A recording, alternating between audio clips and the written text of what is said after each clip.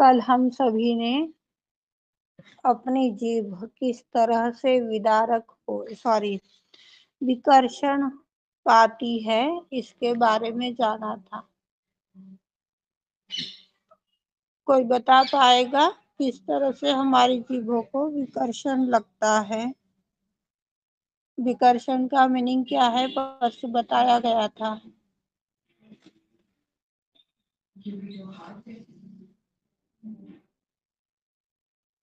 जय श्री माता जी। जय श्री माता जी। मतलब जीभ से किसी को भी गलत नहीं बोलना, बुरा नहीं बोलना किसी को, ना ही गलत सलाह किसी को देनी है कि जिससे उसका कुछ खराब हो जाए, उस पर कुछ गलत असर हो। इससे भी हमारी विशुद्धि और स्वादिष्ठान खराब हो जाता है, ऐसा ही कहा था। ना ही हमने चीखना चिल्लाना है, ना ही झूठ बोलना है, ना ही गलत चीज सुननी है। जी, ओके। स्वादिष्टान इससे भी खराब होता है ऐसे।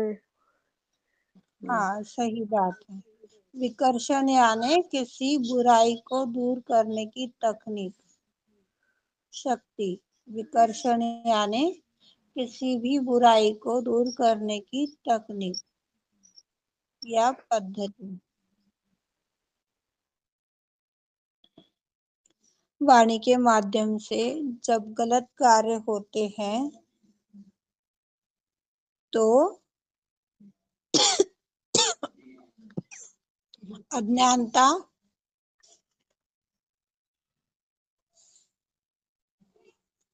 बलवत्तर हो जाती है।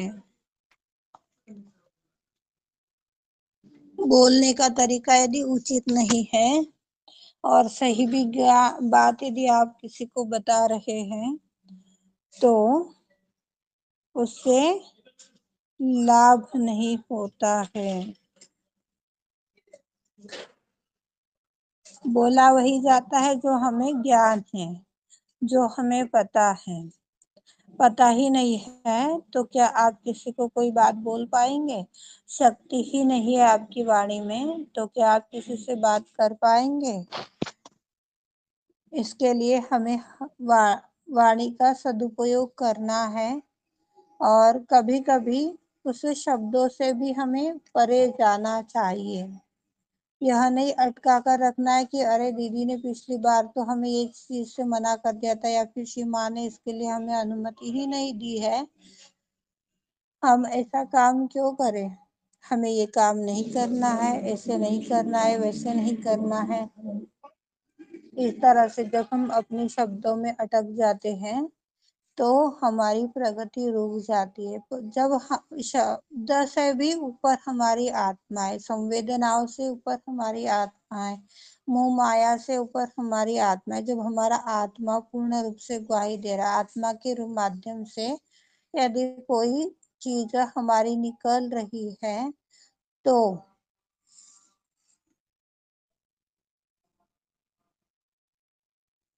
हमें वह कार्य करना चाहिए, उन शब्दों का प्रयोग करना चाहिए। आत्मा में नहीं आ रहा है और हम जबरदस्ती वो उन शब्दों का, उन कार्यों का उपयोग करते चले जा रहे हैं तो यह अनुचित तरीका है। इससे भी हमारा स्वादिष्टान चक्र खराब हो जाता है।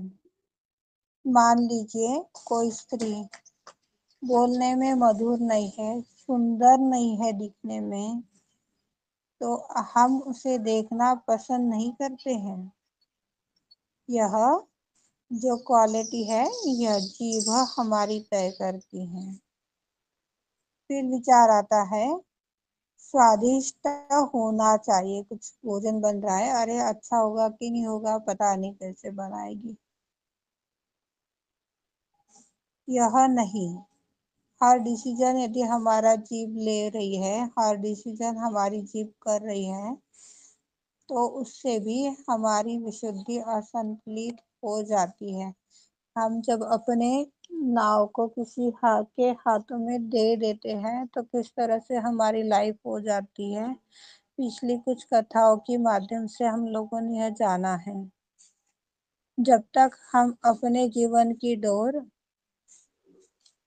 अपनी इच्छा के अनुसार, अपनी कर्म कार्य के अनुसार नहीं दौड़ा सकते, चला सकते, तब तक हमारी हार क्या और जीत क्या कोई काम की बात नहीं रह सकती। पर यही चीजें भी हम अपनी आत्मा के माध्यम से करते हैं कि हमें अपना बिजनेस कैसे डेवलप करना है, अपनी जॉब में अच्छे से अच्छा बेस्ट कैसे देना है, अपने माइंड का इस्तेमाल करके यदि हम आगे बढ़ पा रहे हैं तो हमारी प्रगति बहुत अच्छी हो पाएगी। जब हमारी विशुद्धि जड़ हो जाती है तो उसी से अहंकार और प्रति अहंकार निकलती। अरे मैंने तो ऐसे किया था, तो कितनी वाहवाही बटोरी थी, कितनी तारीफ कर रहे थे सब लोग। मैं ऐसा करूंगी तो मेरे बारे में लोग क्या सोचेंगे, कितनी मेरी तारीफ करेंगे। इस तरह की जो हमारी धारणाएं होती है, टोन होता है, इस तरह के टोन के माध्यम से भी हमारी जो जीभ है, यह विशुद्धि है, यह असंतुलित हो जाती है। जब यह जीभ हमारी असंतुलित होगी तो वाइब्रेशंस नहीं आते। वाइब्रेशंस क्या है? एक आनंद की अनुभूति है, कुंडलनी का जागरण है, आनंद की स्थापना है। और जब ये चैतन्य ही नहीं रहा तो आनंद की अनुभूति कैसे हो पाएगी?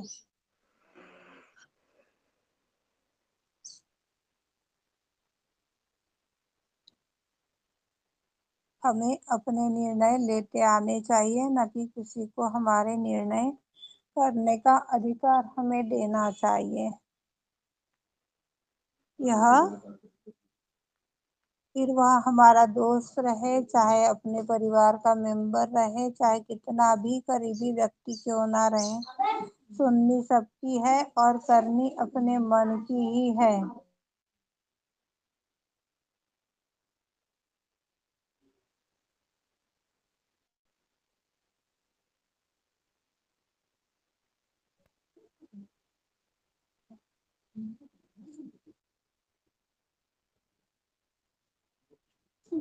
हमारे दोस्त है, कोई रिश्तेदार है,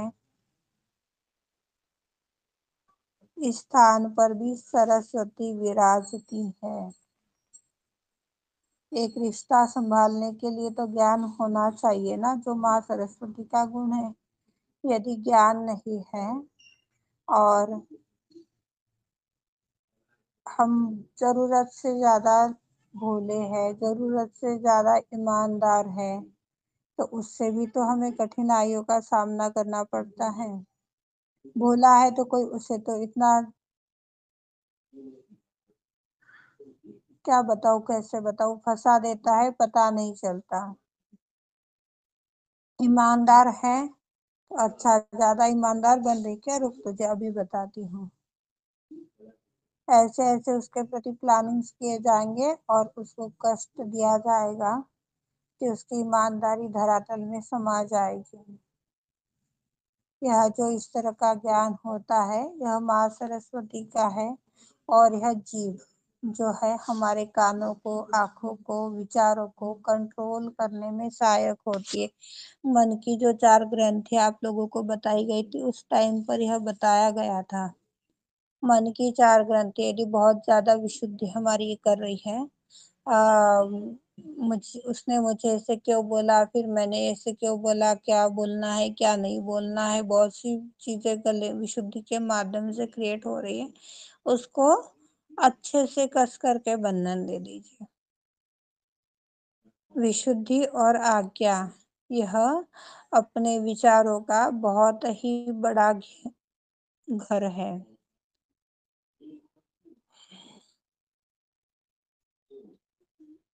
इस तरह से हमें संभल कर रहना चाहिए। यदि हम संभल कर नहीं रह पा रहे हैं और दूसरों के हाथ में अपना जीवन समर्पित करते चले जा रहे हैं, तो यह जीवन कब असफल हो जाएगा हमें पता तक नहीं चलेगा। सहयोग में हमें ऊपर उठना है। ऊपर उठने के लिए हमें कोई भी मिले, यह नहीं देखना है कि हम कैसे बोलते हैं या कैसे बोलना चाहिए। कैसे खा रहा है, कैसे पी रहा है, क्या कर रहा है, क्या नहीं कर रहा है, यह हमें नहीं देखना चाहिए। यदि हम यह देख रहे हैं, तो फिर आगे विशुद्धि चक्र में फिर जीभ यह हमारा कार्य करने लगती है। इस तरह से जब हमारी जीभ है, ये हमारी प्रगति और हमारी अम,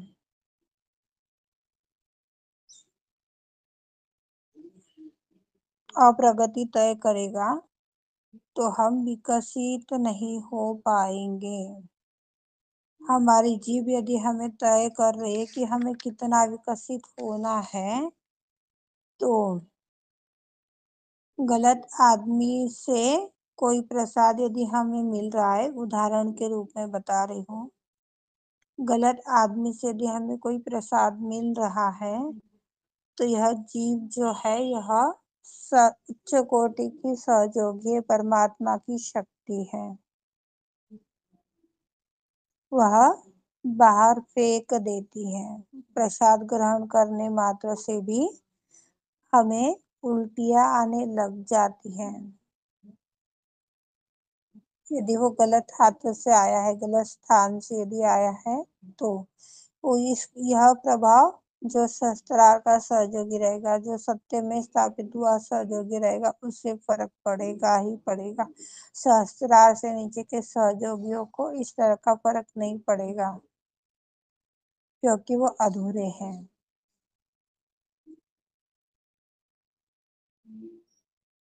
किसी गलत व्यक्ति से आया हुआ प्रसाद हमारी जीवा हमारे पेट में हजम नहीं कर सकती है, वह उसे कोई ना कोई रूप से बाहर निकाल ही देती है। यह जो पेट है, यह पेट मस्तिष्क को सूचित कर देता है, इसको बाहर फेंको, इसमें स्वाद नहीं है। स्वाद मतलब कि प्रेम, यह नहीं कि इसमें नमक मिर्च मसाला कितना अच्छा है, मीठा है या नहीं है, वह नहीं। इसमें प्रेम की अनुभूति कितनी है, उसे सीमा ने स्वाद कहा है। पेट में विष्णु से लेकर कृष्ण तक एक ही व्यक्ति है जो हमारी जीभ को संभालती है। विष्णु के ही अवतरण है, श्री राम जी है चाहे श्री कृष्ण जी है, एक ही देवता के अवतरण है। इसके लिए वह इस तरह से कार्य करती है। हमें पता होना चाहिए जीभ कितनी पवित्र है और शुद्ध है। जब हम यह बात को पता कर पाएंगे, इसको अनुभव कर पाएंगे, तो हमें पता चलेगा। बहुत सुंदर एक यूट्यूब के ऊपर कभी कभी मैंने देखी थी, श्री कृष्ण की ही वाणी थी वो। मनुष्य आईने में प्रतिदिन देखता है, पर क्या उसे अपनी एक सत्यता पता है? आईने में देखने से हमें कौन सी सत्यता पता करने के लिए श्री कृष्ण हमें बता रहे हैं, कोई बता पाएगा? आईने में देखने से हमें कौन सी सत्यता का पता लग सकता है?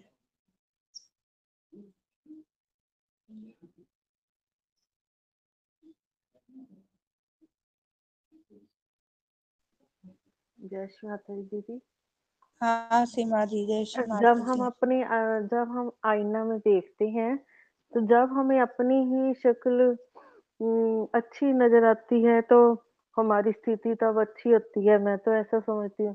कई बार हमें अपनी ही शक्ल अच्छी नहीं लगती आईने में देखने पर, तो मैं समझ आती हूँ मेरे अंदर कुछ गड़बड़ हो गई है, तो मुझे अपने पर वर्क करना है। तो हमें तो ऐसा आईना हमें दिखाता है, जब हम शक्ल आईने में शक्ल देखते हैं। हमें ये गलत अपनी बात शक्ल है आपकी। ये हाँ गलत जी। चीज देखी है आप। ये गलत चीज आपने देखी है।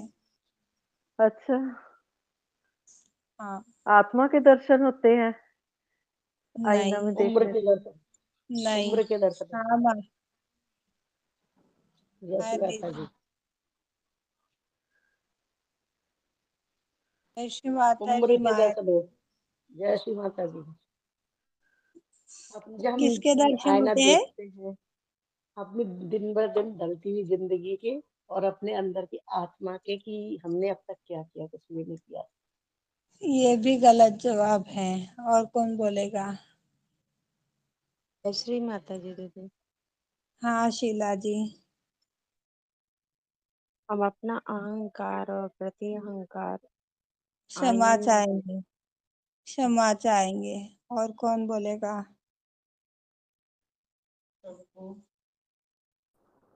जय श्री माता जी दीदी। जय श्री माता जी कंचन दीदी। नहीं दीदी, दीदी बताओ अब। जय श्री माता जी। श्री माता जी हाँ। और पापा जी से मतलब मेरे चित्त में आते हैं, और जो 2007 के जो सामूहिकता था उसको देखते हैं, तो ये मतलब कैसा है?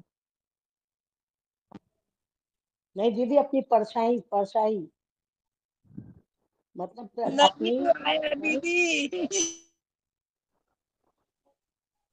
नहीं जैसे आत्मा परमात्मा है वैसे ही अंश अपना।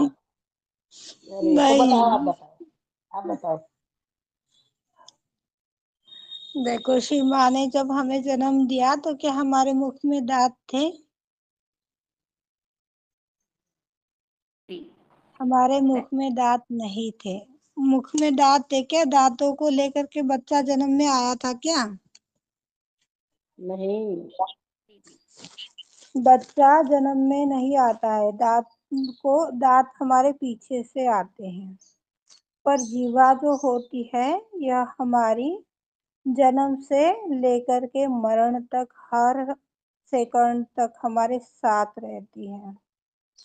दांत कड़क होने के बावजूद भी वह टूट जाते हैं, खराब हो जाते हैं। पर जीवा कभी भी खराब नहीं होती। दांत जिस तरह कठोर है और वह खराब होते हैं, ऐसे ही हम जो कठोर वचन बोलते हैं तो इसके माध्यम से हमारी जो असफलता होती है वह हमें समझनी चाहिए। दूसरी चीज की दांत, सॉरी, क्या बोलते हैं, अपनी जीभ। जीभ इतनी कोमल है कि वह जन्म से लेकर के मरण तक हमारा साथ निभाती है। तो कितनी कोमल है। यदि यही कोमलता हमारी वाणी में व्यवहार में रहे तो कितना उत्तम हो जाएगा। ये 32 दांतों का बहुत बड़ा रहस्य बताया हुआ है, पर वो मुझे अभी के टाइम में या पता नहीं है। ये चीज है। ये तो दीदी 32 इसमें दांत। शीशा में देखने में कैसे पता लगता है? आप ये पूछा ना आपने कि जब हम शीशा में देखते हैं तो क्या अनुभव करते हैं, इसका आंसर नहीं दिया आपने।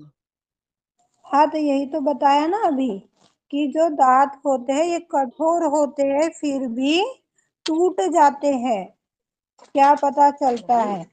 और जीवा वो तो मुलायम होने के बावजूद भी आखिरी तक रहती। दांत कठोर होने के बावजूद भी जब हम गलत शब्द बोल रहे हैं या कठोरता से उपयोग कर रहे हैं उसका, तो वह रिश्ता कितने दिन रह पाएगा? कहने का मीनिंग ये है। हाँ नहीं। दांत हाँ कठोर है। ये चीज है ना, ये चीज हमें दिख रही है ना, आईना हमें ये बात बता रहा है ना, पर हमने कभी इसको अनुभव ही नहीं किया। अच्छा। दांत कठोर है ना। हाँ हाँ। और जीभ मुलायम है। जीभ मुलायम है तो वह अंतिम समय तक कार्य कर रही है। और दांत कठोर है तो कितने देर कार्य करेगा?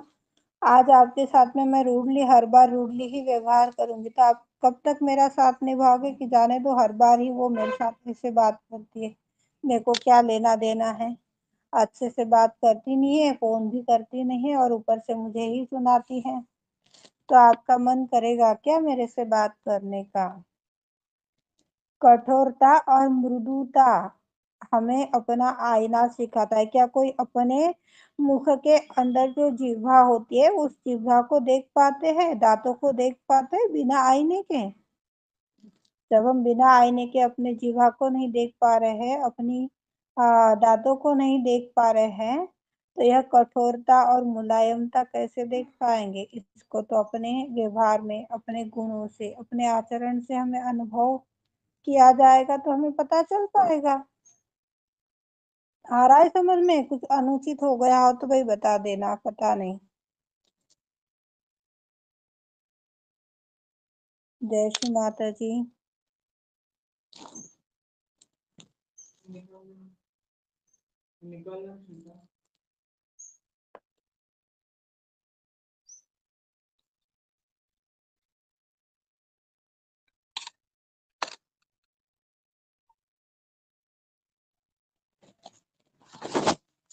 जय श्री माता जी। क्षमा चाहूंगी, हाँ कुछ गलत हो गया हो तो बता दीजिएगा। जीभ हम इस माध्यम से हम समझ सकते हैं कि हमारी जीभ कितनी पवित्र है। मुलायमता यानी प्रेम का ही अनुभव है।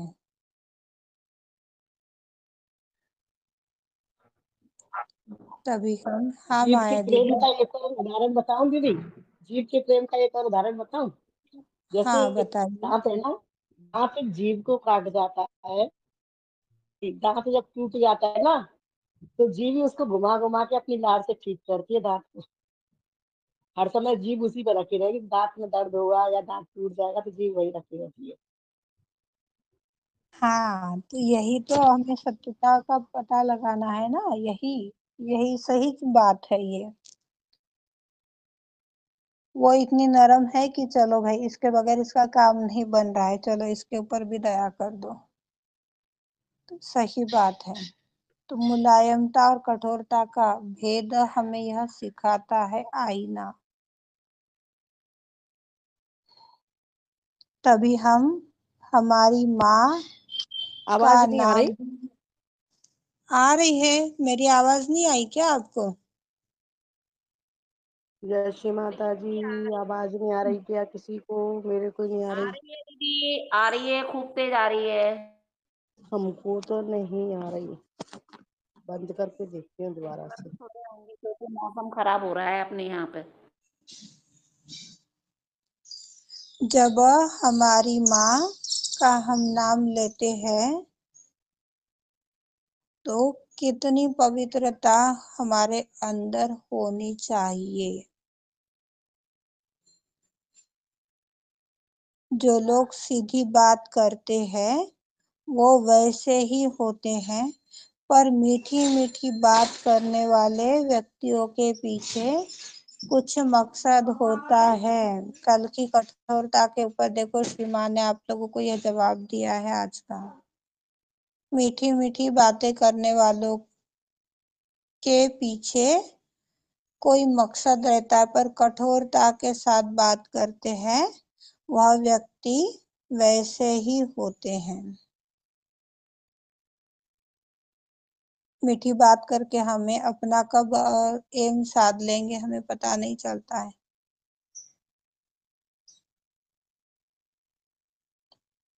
इससे हमारा अहंकार प्रति अहंकार बढ़ जाता है। वाणी से ही साक्षी भाव की स्थिति आती है। वाणी से ही साक्षी भाव की स्थिति आती है। हाँ उसने हाँ बोला है ना तो होगा।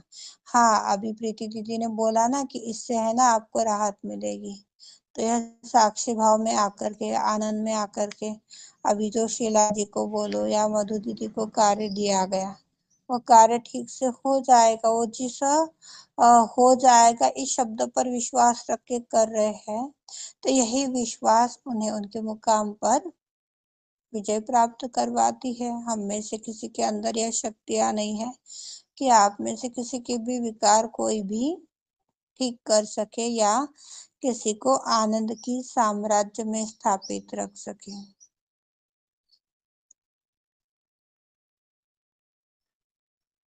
जब साक्षी भाव की स्थिति आती है तो हमें जागृत अवस्था प्राप्त होती है। जागृत अवस्था यानी हमारी कुंडलनी सहस्त्रार भेदन करती है, सहस्त्रार में विद्यमान रहती है।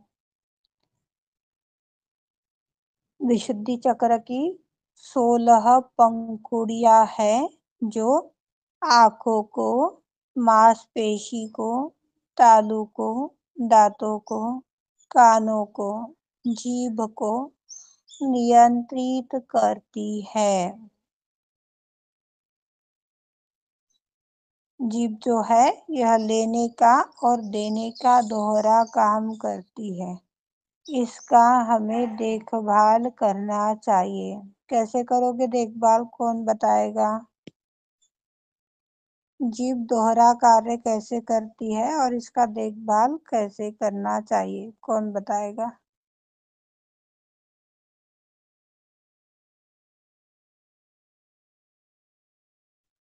जय श्री माता जी, शारदा दीदी, अनीता जी, सरिता जी। दीदी जीभ दोहरा कार्य, ये तो बोलने का कार्य करती है जीभ, बोलने का एक कार्य तो ये, और एक कार्य जैसे मधुरता प्रेम जिह्वा से ही आता है।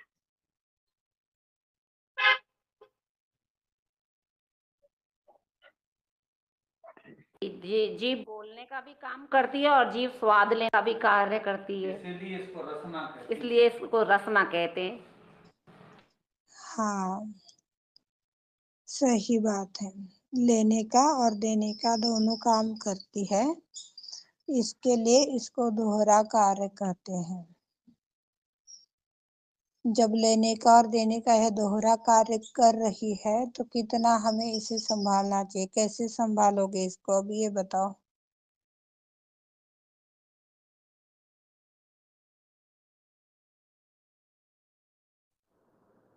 संतुलन में आना होगा। ठीक है, और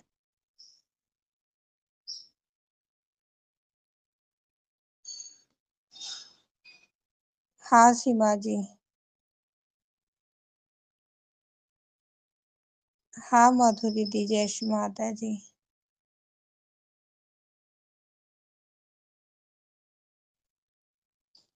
जीवा को संभालने का कार्य कैसे करोगे?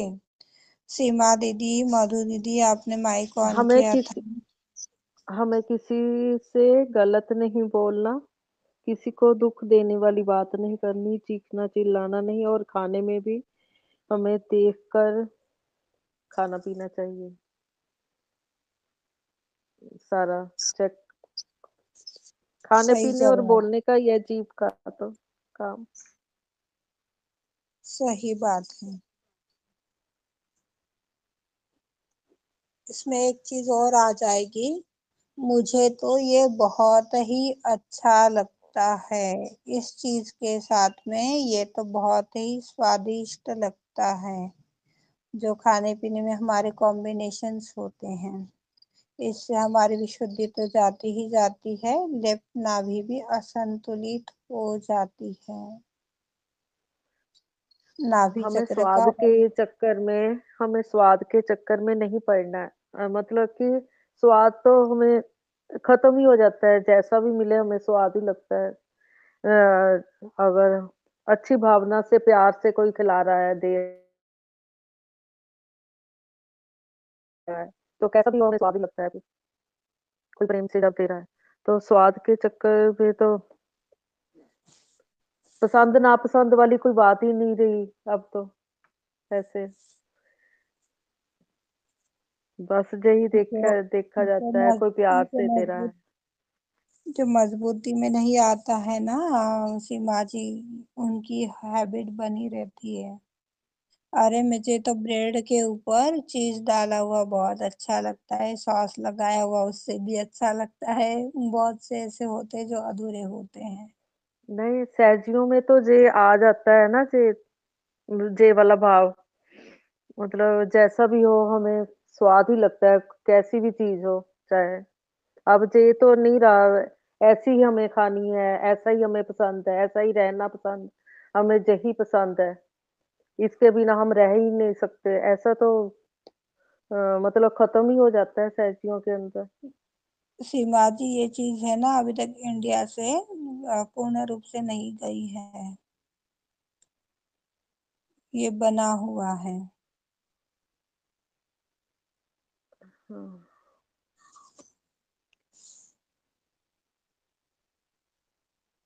जब कुंडलनी हमारी उठती है तो इसका मतलब है कि हमारा ध्यान चल रहा है। कुंडलनी उठती है मतलब हम एनी टाइम आनंद में ही बने हुए हैं। एक के बाद एक चमत्कार के ऊपर चमत्कार घटते चले जाते हैं। और फिर कभी कभी मेरे खुद के ही मुंह से कई बार निकला हुआ है, दूसरों का तो मैं क्या बोलूं। आज सीमा कितनी गुड न्यूज सुनाएगी, आज कितनी खुशखबरियां देगी, कितनी मिठाइयाँ खिलाएगी, कहीं शुगर ना हो जाए। ऐसे जब कुंडली उठती है, आनंद के साम्राज्य में हम बने रहते हैं, तो हम सभी का ध्यान चल रहा है। पर यदि हम दुखी है, परेशान है, तो ध्यान के नाम पर आज तक हमने सिर्फ आडंबर किया है या आडंबर कर ही रहे हैं। ध्यान ओरिजिनल माने में जब होता है तो सर्वप्रथम वह हमारी शारीरिक व्याधियों को त्यागती है, विलीन करती है। पर यदि अभी भी हमारी शारीरिक व्याधियां बनी हुई है, मानसिक व्याधियां बनी हुई है, तो ध्यान की हमारी शुरुआत ही नहीं हुई है।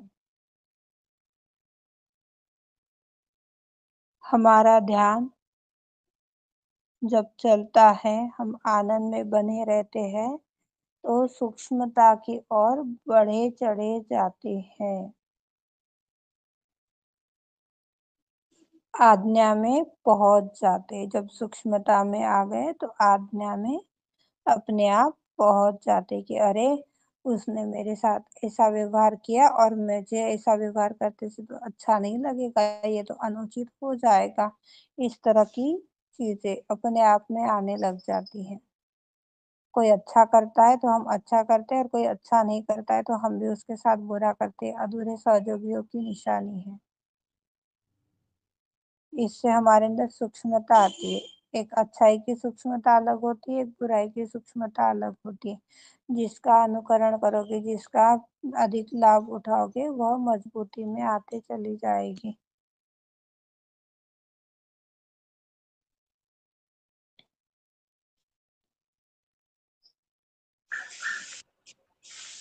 दीदी मुझे हाँ मैम। मॉर्निंग मेडिटेशन करना रहता है, मगर मेरी वो रात की वो नींद की अगर दवाई है ना, तो मैं सुबह बैठ ही नहीं पाती मेडिटेशन के लिए। मैं कितनी बार ट्राई कर चुकी हूँ, 4 बजे का अलार्म दे के, फिर आज सुबह 5 बजे का मुझे श्री माता जी ने उठाया था 5 बजे, पर मुझे नींद कंट्रोल ही नहीं होती। तो उसके लिए मैं क्या करूँ? मुझे करना है मधु दीदी, मॉर्निंग मेडिटेशन। मधु दीदी, आप है ना, पहली बात तो नींद की गोली बंद कर दीजिए। अच्छा अच्छा।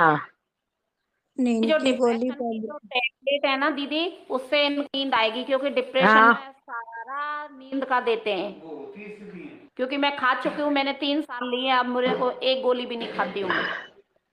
अच्छा अच्छा, पर है ना एक्चुअली क्या है, मुझे खाए खाए बिना बहुत तकलीफ होती है, नहीं खाई तो दीदी उसका बहुत कारण मैं तकलीफ आपको होती है। बताऊं, ऐसे दवाई, आपकी दवाई ऐसे नहीं छोड़ेगी। शुरू में आप एक गोली लेना, उसके बाद में फिर आधी कर देना, फिर उससे आधी कर देना। आप इस टैबलेट को एक साथ नहीं छोड़ सकते। मैंने ऐसे ही छोड़ा, अच्छा और धीरे अच्छा धीरे अच्छा करके अच्छा बिल्कुल कम कर देना, फिर आपकी हैबिट खत्म हो जाएगी टैबलेट लेने की। और फिर सीमा का ध्यान करो और मस्त रहो। अच्छा अच्छा अच्छा अच्छा। मुझे क्या पता, वो छोड़ने से डर लगता है कि कहीं और ज्यादा हो गया, क्योंकि बच्चे मेडिकल पढ़ते हैं ना, तो बोलते हैं मम्मी ये बढ़ जाएगा। मेरा 2 बार हुआ था, मैंने दवाइयाँ बंद की थी, फिर मुझे इतना ज्यादा तकलीफ होने लगी ना, वापस चालू करना पड़ा। मेरा ऐसा सीन है, पास्ट बहुत खतरनाक था मेरा, इसलिए मुझे बहुत तकलीफ होती है। इसलिए मैं कितना चाहती हूँ मैं मॉर्निंग मेडिटेशन करूँ करूँ, अलार्म भी लगाती हूँ, पर फिर वो कंट्रोल ही नहीं होती नींद। तो नहीं दोनों हाथ मधु पृथ्वी दीदी, तत्व पे। हाँ। मधु दीदी, आप जब रात में सोते हो ना, तो हाँ सोने के टाइम पर अपना चित्त तालु भाग में रखना और उसके हाँ। बाद में सोना। इससे है ना आपको नींद अच्छी आएगी। और जितना टाइम अच्छा आप अच्छा। सोना चाहते हो ना उतना ही टाइम आप सो पाएंगे, उससे अधिक नींद नहीं आएगी। अच्छा, सहस्त्रार पे चित्त रख के सो। अच्छा हाँ, अच्छा। कुंडली चढ़ा करके गार्ड बांध लीजिए, या फिर एक आधा भजन सुन लीजिए, या फिर एक आधा क्लासिकल लगवा दीजिए, या फिर महामंत्र ले लीजिए, गणेश स्तोत्र बोली, जो भी आपको अच्छा लगता है ना उस टाइम में वो कीजिए। तो नहीं इससे मैं है तो, ना। हाँ हाँ, मैं दुर्गा कवच पढ़ती हूँ ना तो मुझे कभी नींद लगती है पता नहीं। नहीं तो मुझे नींद के लिए भी स्ट्रगल करना पड़ता है। इसलिए अभी अभी मैंने शुरू किया है कि दुर्गा कवच पढ़ने का और फिर सोने का, या कभी कभी दोपहर में भी पढ़ लेती हूँ, या फिर रात को कुछ सुन लेती हूँ। आप तो वो तो मैं इतने टाइम सुनती रहती। हाँ बोलिए। माधुरी जी, आप इतने टाइम से मेडिटेशन कर रहे हो ना, तो गणेश अथर्व बोलो या महामंत्र तो आपके फाइनली लर्न हो ही गए होंगे, है ना। हाँ, क्या क्या बोला आपने? गणेश अथर्व या फिर महामंत्र लर्न हो ही गए होंगे। हाँ हाँ हाँ हाँ हाँ जब आप बेड में सोने के लिए जाते हो ना, तो हाँ लेटे लेटे महामंत्र या गणेश अथर्व बोल दिया करो। और वो बोलते बोलते जब आपको नींद लग जाए तो उसका पछतावा मत करना कि मेरा गणेश अथर्व अधूरा है कि महामंत्र आधे रह गए, ये हाँ पछतावा मत करना। इस तरह हाँ से हाँ आपको नींद भी अच्छी आएगी, गोली का काम नहीं पड़ेगा। और हाँ हाँ हाँ आप हाँ जब नींद अच्छी आने लग जाएंगे ना तो अपने आप डिप्रेशन से आप धीरे धीरे उभरते चले जाओगे। हाँ हाँ आनंद हाँ साम्राज्य में स्थापित रह पाएंगे। अब रही सुबह के मेडिटेशन की सवाल, तो गणपति के 10 दिन 10 स्पेशल टाइप से मेडिटेशन सुबह में कंडक्ट करवाने वाले हैं श्री माता जी। तो हाँ क्या बोलते हैं, गौरी कुंडली माँ कृपावंत होकर इस सामूहिकता में आप जो यह प्रतिदिन का एक नया ज्ञान के माध्यम से जो मेडिटेशन करवा रहे हो, इस हाँ मेडिटेशन में हम एक रूप होना चाहते हैं। पर श्री माता जी, इस आत्मा को निद्रा लग जाती है, तो श्री माता जी इस निद्रा को आप अपने चरणों में विलीन कीजिए और हमें हाँ। जागरूक चेतना में स्थापित करा दीजिए, स्थित प्रज्ञ करा दीजिए, पूर्ण अच्छा आनंद अच्छा में, अच्छा। पूर्ण चेतना में ये प्रेयर हम जरा लिख के डाल देना ना इस ग्रुप पे, लिख के डाल हाँ देना ना ये प्रेयर। मैं फिर ये हाँ प्रेयर करके सोती हूँ, प्रेयर करके हाँ सोती हूँ। लेकिन मुझे बहुत अच्छा लगता है ये सब सहयोग। मैं तो खाना बनाते बनाते भी है ना, मैं वर्कशॉप का वगैरह सब वो ही देखती हूँ, श्री माता जी का ही सुनती हूँ मैं। चलते ओके फिरते बस श्री माता जी का ही करती हूँ मैं। मुझे बाकी ओके टीवी में इंटरेस्ट नहीं है, कि किधर भी इंटरेस्ट नहीं है, जाने आने में वगैरह कुछ भी नहीं है। मैं श्री माता जी का ही करती रहती हूँ वैसे। अभी खाना भी बनाऊंगी तो कुछ ना कुछ चालू होगा, श्री माता जी का टेप वगैरह चालू रहेगा, तो उससे सीखने को मिलता है ऐसे। चलो ओके, मैं जरूर प्रार्थना डाल दूंगी मधु दीदी।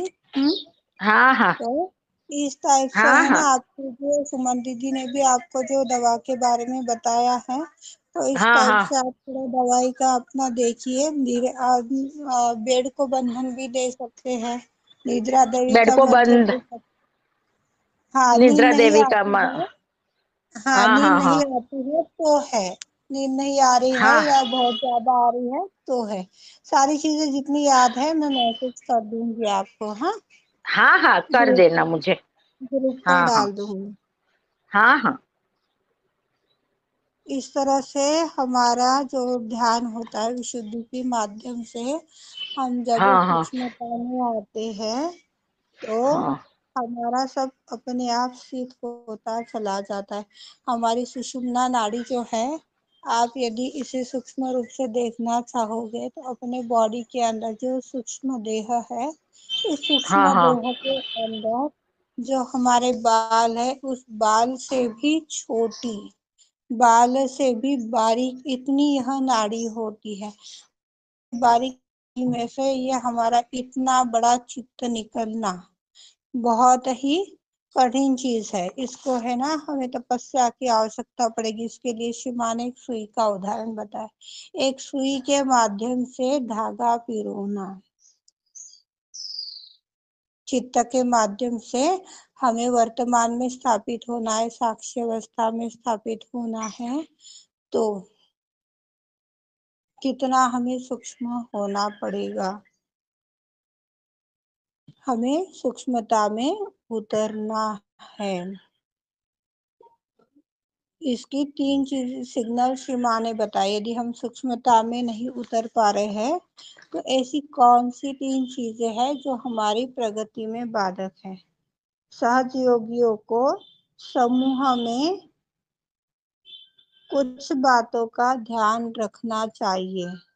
पहली बात, यदि आपकी आंखें बहुत ज्यादा घूम रही है, इधर उधर भटक रही है, तो इस आंखों को स्थिरता हमें मांगते आनी चाहिए आदिशक्ति श्री माता जी से। दूसरी चीज, हमें नीचे बैठना है। ऊपर बैठ करके हम यदि देखते हैं तो हमारी दृष्टि बाहर की ओर या अपने से ऊपर के चीजों की ओर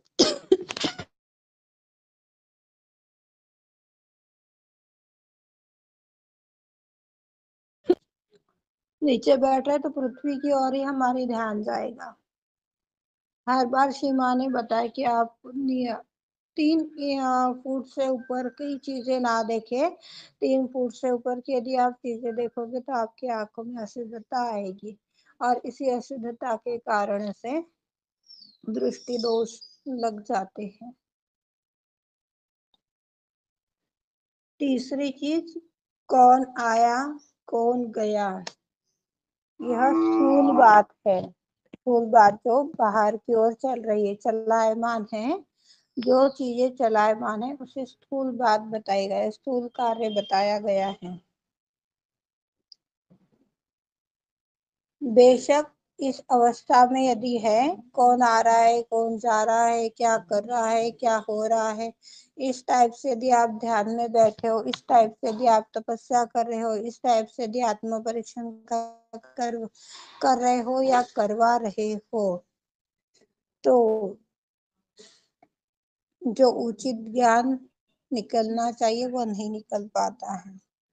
इसके लिए हमें हमारी माँ पर जो अटेंशन होना चाहिए वो नहीं होता है। जब आदिशक्ति के ऊपर ही हमारा अटेंशन है, आदिशक्ति के ऊपर अटेंशन बोला तो सहस्त्रार चक्र फिर आ गया। सहस्त्र कमल दल पर आदिशक्ति श्री माता जी विराजित हैं। यदि इन्हीं के ऊपर यह हमारा अटेंशन है तो हर बात जो बाहर की और स्थूलता के रूप में है उसकी चिंता हमें नहीं होगी, क्योंकि यह जो चौकस दृष्टिकोण है, जो अहंकार प्रति अहंकार का नायक है, इसे सूक्ष्म शक्ति संभालती है। सूक्ष्म शक्ति यानी जो कुंडलनी माँ है, जो केस से भी बारीक नाड़ी के अंदर से सहस्त्रार में से ऊपर उठ के आती हैं।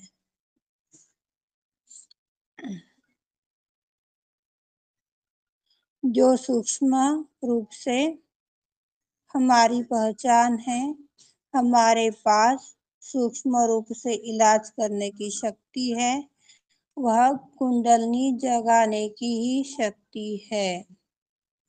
कुंडलनी शक्ति को जगाने मात्र से ही हमें सूक्ष्मता प्राप्त होती है और हम उच्च कोटि के सहयोगी बनते हैं। सूक्ष्मता में आने से हमारी शारीरिक हो चाहे मानसिक हो चाहे आर्थिक भौतिक जितनी भी समस्याएं हैं वो सारी समस्याएं खत्म हो जाती है।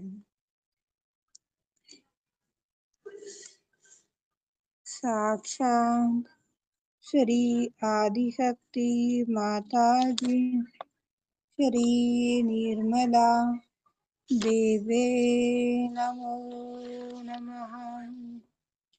विश्व के सारे संतों को जय श्री माता जी। आध्यात्मिक विकास का टॉपिक आज यहीं पर रुक रहा है, फिर इसी टॉपिक को कल बढ़ाया जाएगा।